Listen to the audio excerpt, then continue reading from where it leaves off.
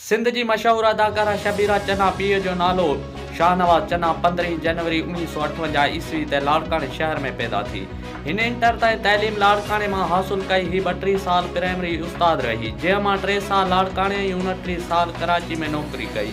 Fun जी दुनिया में 1987 ईस्वी में आई। संदसि पहिरियों सोलो प्ले छोडो हो, जंहिंजो प्रोड्यूसर बेदिल मसरूर हो।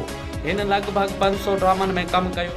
संदसि मशहूर ड्रामा सुवाल, कूंज, गाढ़ी, ज़ंजीरूं, पत्थर दुनिया, नसीब, रवाज, क़िस्मत, रोग ऐं ॿिया केतिरा ई शामिल आहिनि। संदसि अदाकारी जो अंदाज़ बिल्कुलु मुनफ़रद हो।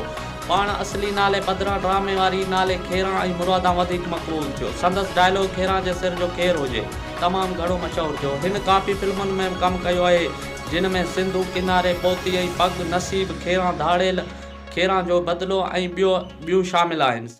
संदसि मुड़ुस जो नालो मोहम्मद हुसैन हो, जेको पुलिस खाते में हो। शबीरा चन्ना खे 3 पुट नवीद हुसैन, सिजाद हुसैन ऐं जवाद हुसैन ऐं 5 न्याणियूं आलिया चन्ना, नादिया हुसैन, साजिया हुसैन, शाज़िया हुसैन ऐं तानिया हुसैन नाले औलाद आहे। आलिया चन्ना पिणु टीवी जो मशहूर अदाकार आहे, जेका काफ़ी ड्रामनि में कमु करे चुकी आहे। शबीरा चन्ना 23 अप्रैल 2023 ईस्वी ते सफ़र दौरान गाज़ी अहमद भरसा रोड हादसे में सख़्तु ज़ख़्मी थी, जंहिंखां पोइ खेसि कराची जी डाउ इस्पताल मुंतक़िल कयो वियो, जिते केतिरा ई ॾींहं इलाज हेठि रही, पर तबियत में बहितरी न अचण सबबि हिन 14 मई 2023 ईस्वी में वफ़ात कई।